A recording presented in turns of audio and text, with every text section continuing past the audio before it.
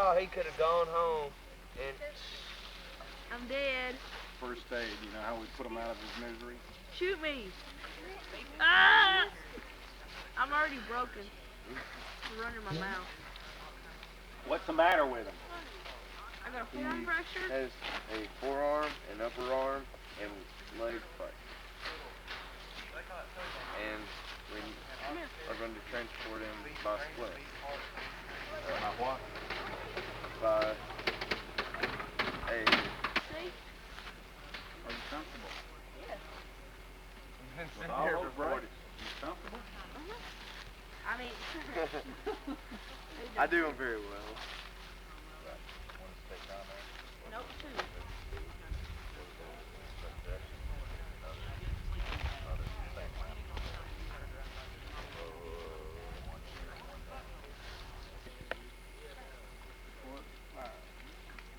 Okay, this is just a poncho.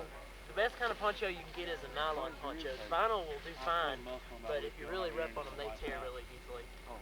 You can use these for about anything. If you need to, you can make a shelter out of them, use them as a ground claw. Where you find nylons?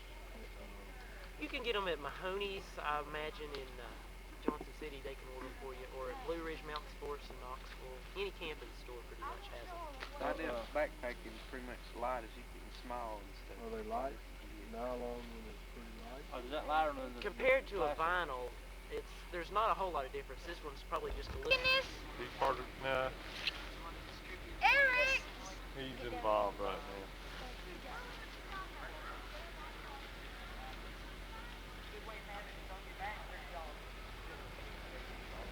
To know, because if you're ever lost out in the forest or anything, and you'll have to stalk your prey if you don't have any guns or long-range weapons, you know, and so this is really what it's all about. But the best way to stalk is to be patient, and you can't get in a hurry about it because you always make up a mistake and it'll make noise. Move slowly and carefully always, and have firm footing, and watch out for twigs and leaves and things that we got right here. We kind of set up a tramp here, and make use of anything you can hide behind, such as big trees, brush, rocks, logs, just anything that you can get in behind and help block the noise and sight of the animals. And another thing is, like today, you'd always want to stay downwind of the prey because animals have a much greater sense of smell than humans, and they can sense by smelling when you're coming. And so we'll put on a little demonstration here. This is the prey That man playing? Yeah, the man's and the hunter. You ready? Go.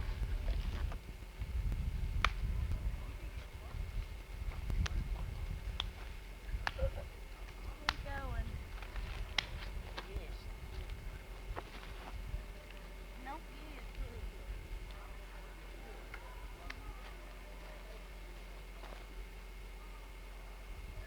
Hello?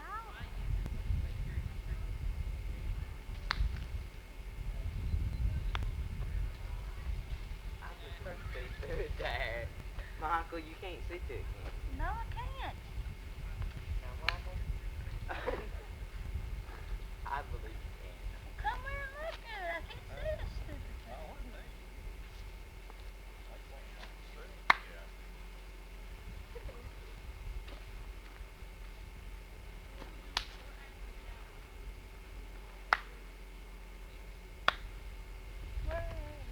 Tell me where people are that. Oh.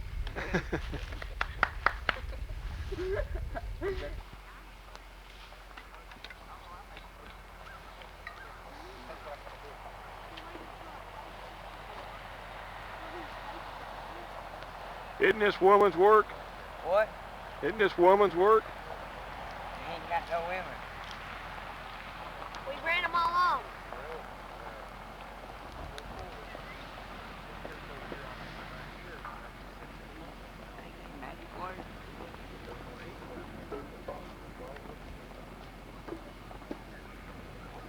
What's the 8 on your backpack?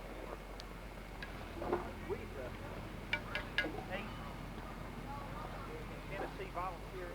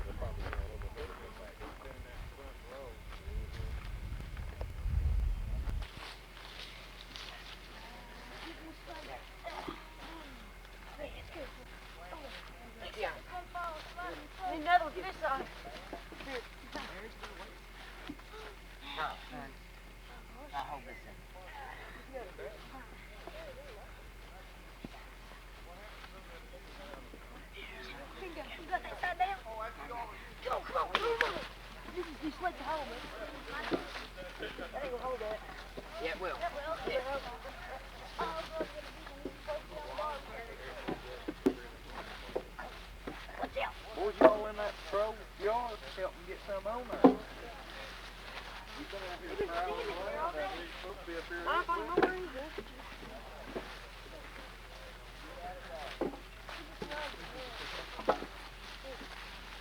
Stop walking, stop walking. Wait a minute.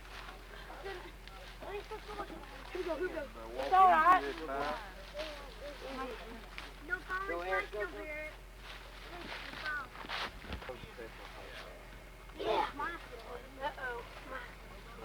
Fourth down. One down. Mike's going to have to go again. What's up? Come on, Mike, hurry. Do it again, Mike. Go, David. Don't hold that there corner. Yeah, we 2 minutes, 15 seconds. Stop back for that thing. You got split. Give us some more stick down here.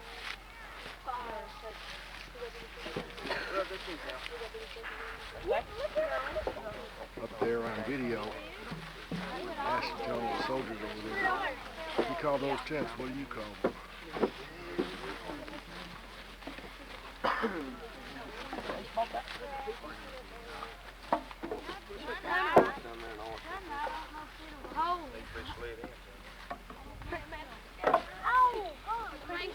Wait a minute, I need one more. Let me hit set, Dave.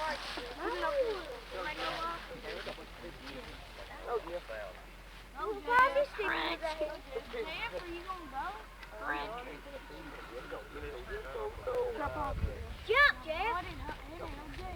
Walk easy, boys. Walk easy. Come on, fat boy. Run, jump! Hurry, man. Come on, David. Be careful. Grab this.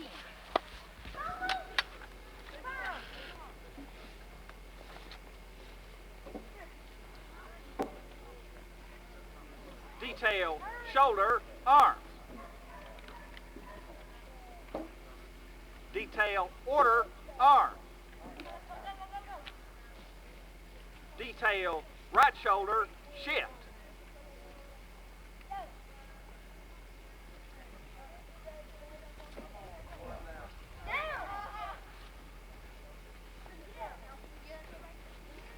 Detail, support, arms.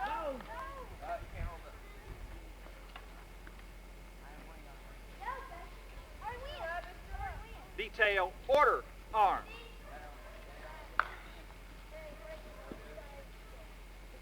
Detail, prime.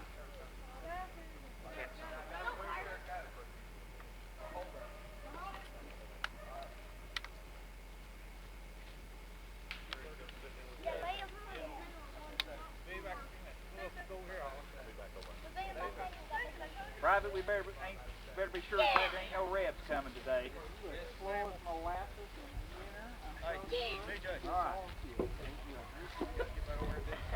Alright, we're going to check to make sure that our weapons are clear. Point your weapons to the ground. And make the grass move one at a time. I'll go first.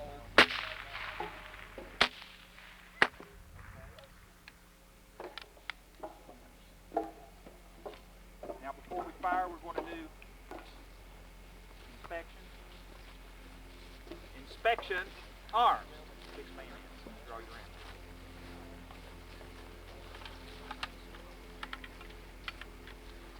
Put your ramrod in.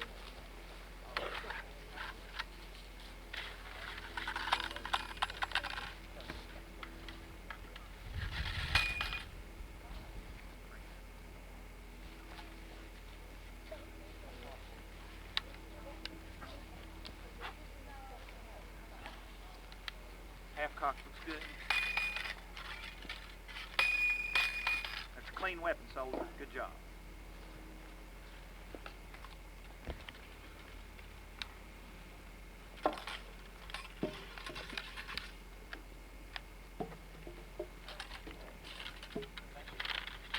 You're not trying to sneak one in on me, are you? Clean weapon. Looks good, Private.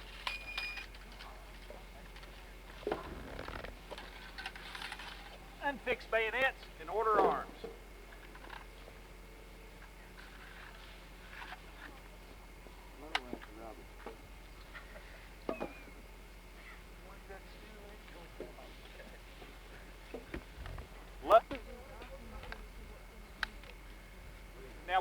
Civil War soldiers, there were several types of ways that they would fire. There's fire by file, and it's best shown when you have a large group of people where, you know, you'd have two.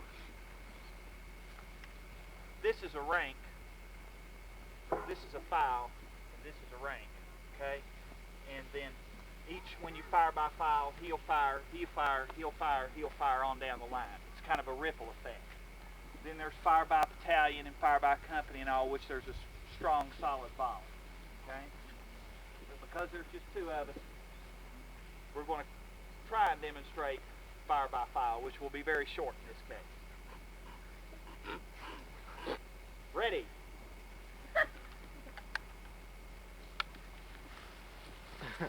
Aim. Fire.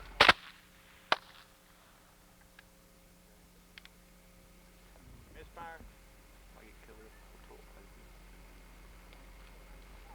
Cook all of them.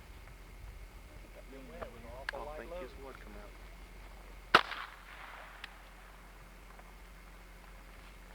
Load again.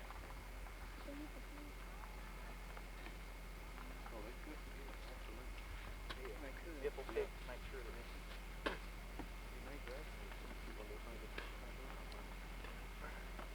good observation.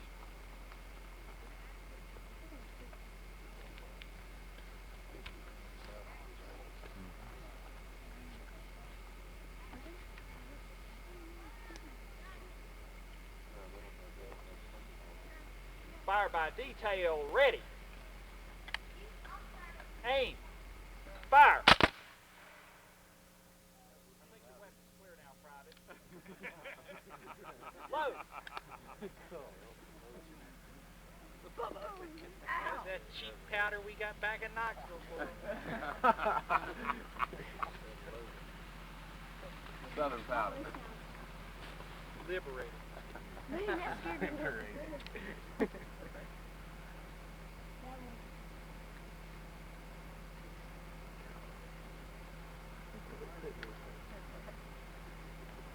Fire by detail, ready. Aim. Fire. Load it well. The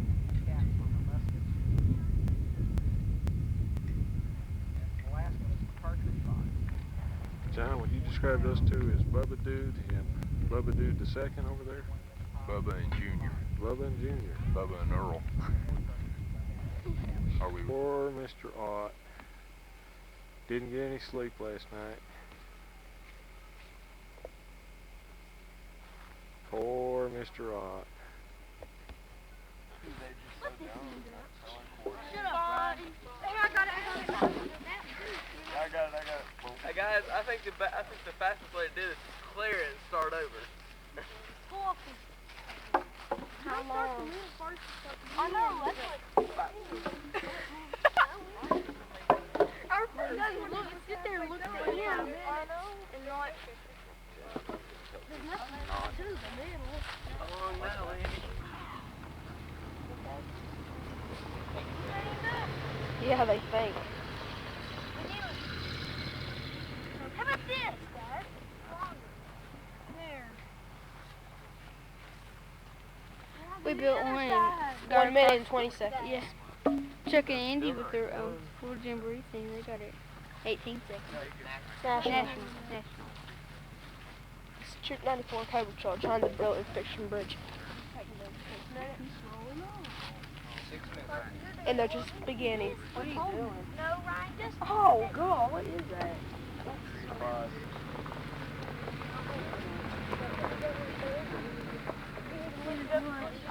Matt had a hernia there.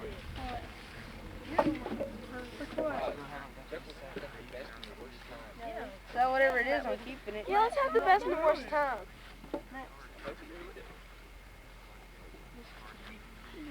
If I can get it out. I'll get it. You don't want to get it out. Let me see. Can you get it out? No, don't get it out for me. You won't understand.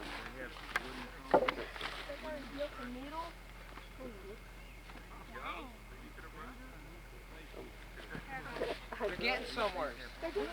Oh no. That's my thing, dirty. You gotta watch people. Don't sit there and look around while look at your hat. That's a bridge? Not high enough. After you get it built, everybody has to walk across it. That helps. Hey, y'all. That's not a bridge. Yeah, it is. Every log. No, you don't have to use every log. It's a traffic bridge. Eric, get back. Walk over it again. Oh, heavy people, don't jump off. You gotta go and walk on it. Brian has to go. Ryan has to go. Hurry up! Don't run either. No, it's going down. Go for it. Stop! 8 minutes, 45 seconds. The worst time.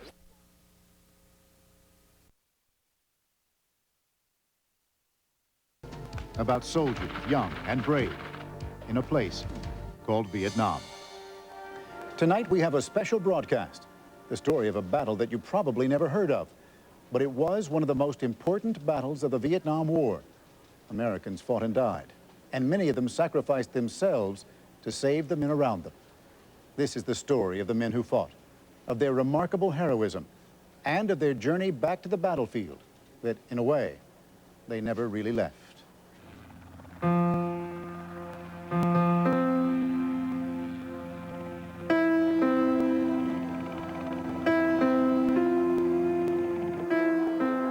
It has been 18 years since the war ended in Vietnam. 18 years since Americans witnessed a desperate evacuation from the roof of the American embassy.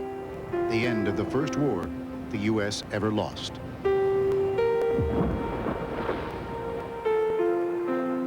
Today, Vietnam is alive with peace. Farmland and jungle have covered the scars of war that marked the countryside.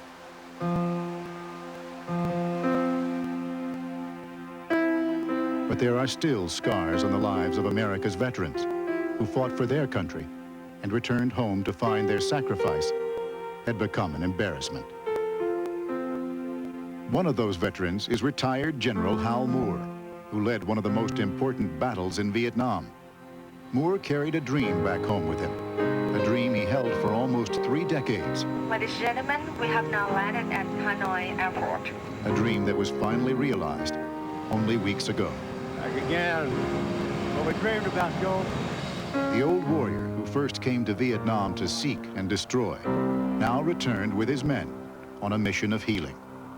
They walked again on the old battlefield that left them changed forever. Men who fight shoulder to shoulder together in battle. They're brothers for life. They walked the streets of Vietnam's capital, Hanoi, the city that was, during the war, enemy headquarters. One of those who returned is Jack Smith, now an ABC News correspondent. Then, he was a 20-year-old private. I feel as if I'm on the planet Mars. And I used to try and kill these people, and here I am visiting their country after a war that I didn't win. I just feel very strange. They found, to their amazement, old adversaries ready to let the past be gone. They found a new generation who see the war as ancient history and Americans as charming strangers. And when they made their way to the places they knew before, they found a piece of themselves. Didn't we have a chopper come down right here? I crashed right there. Was that you? But what they really traveled 14,000 miles to find was still further away, hidden in 2 tiny clearings in a remote patch of jungle. No American has been allowed to return to this place before. Many Vietnamese believe that in the night, ghosts passed through here.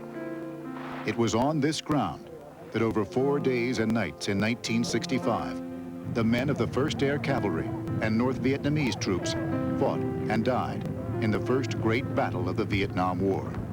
It's about as close to being to hell as you can get and come out alive. Listen to your friends crying out for help, not being able to do a thing. When it was over, American soldiers had both won a great victory and suffered a terrible defeat. Well, your men did a great job. Their leaders trumpeted the victory and used it to carry us deeper into war. The defeat they buried away where no one could see it. Until now.